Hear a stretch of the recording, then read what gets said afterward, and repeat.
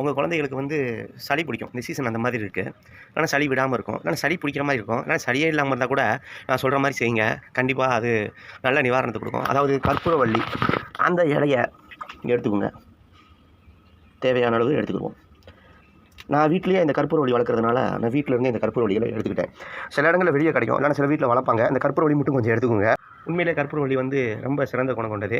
ரொம்பலாம் வேலைப்பாடுலாம் நம்ம பார்க்க தேவையில்ல. வாங்க பார்ப்போம். எடுத்துகிட்டு வந்த கற்பூரவள்ளி இலைகளை வந்து நல்லா க்ளீன் பண்ணிடுங்க. ஏன்னா மண்ணுன்னு இருக்கும். அதில் காம்பெலாம் உடச்சி போட்டுருங்க. இவ்வளோ இலையோ போதுமானது ஒரு நாளைக்கு. காலையில் நம்ம இப்போ இது சுடு தண்ணியில் போட போகிறோம். வாங்க. நான் ஒரு செம்பு தண்ணி எடுத்திருக்கேன்.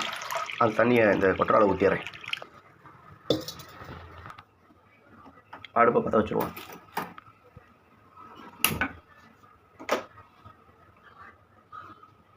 இப்போ அந்த கொட்டரா தண்ணியை இதில் வச்சுருவோம்.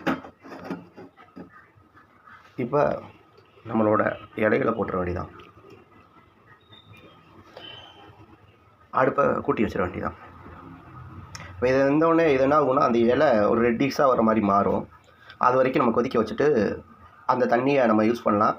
அந்த கற்பூரவள்ளியோட அந்த அந்த பவர் ஃபுல்லாக அந்த தண்ணியில் வந்து இறங்கிடும்.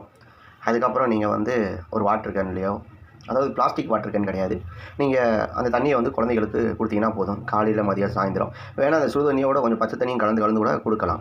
சோம்பு வேணால் இதில் நீங்கள் போட்டுக்கலாம். அதுவும் ஒரு மருத்துவ குணம் வாய்ந்தது தான்.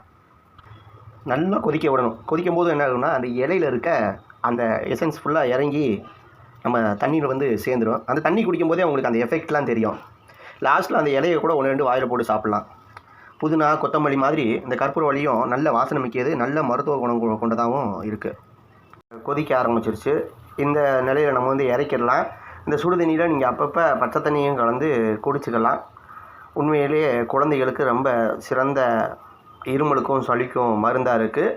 கண்டிப்பாக நீங்களும் யூஸ் பண்ணுங்கள். ஏதாச்சும் ஒரு வீட்டில் கண்டிப்பாக கற்பூரவள்ளி வளர்ப்பாங்க. இல்லைன்னா எங்கேயாச்சும் ரோட்டில் கூட இது விளைஞ்சிருக்கும். எடுத்துக்கோங்க. கற்பூரவள்ளி உண்மையிலே ரொம்ப மருத்துவ குணம் கொண்டது. நீங்கள் நிறையா காசு செலவழிக்க தேவையில்லை. இன்றைக்கி சின்ன குழந்தைகள் ஆஸ்பத்திரியில் காமிச்சாலும் 1000 ரூபா செலவாகிடுது. இதை நீங்கள் பின்பற்றுங்க. டெய்லி கொடுக்காட்டினா கூட வாரத்துக்கு 3 நாளாச்சும் கொடுங்க. நம்ம குழந்தைகள் மேலே நம்ம தான் அக்கறையாக இருக்கணும். நமக்கும் சளி பிடிக்காமல் இருக்கணும்னா ஃப்ரீயாக இலவசமாக ரொம்ப காசு கம்மியாக பண்ணக்கூடிய மருத்துவ குணமாக இது இருக்குது. அந்த சூடாக இருக்க அந்த கற்பூரவள்ளி தண்ணியை வந்து ஆற வச்சுருங்க. இந்த கற்பூரவள்ளி இலையை வச்சு சளிக்கு நிறையா டானிக்லாம் செய்கிறாங்க. அது அரைச்சி அதை செஞ்சு அது டானிக்காக வந்து நம்மள்கிட்ட நிறையா காசு கொடுத்து விற்கிறாங்க. அது எதுக்கு நம்மளே இப்படி சுடுதண்ணியில் போட்டு பண்ணிக்கிறக்கூடாது? நன்றி.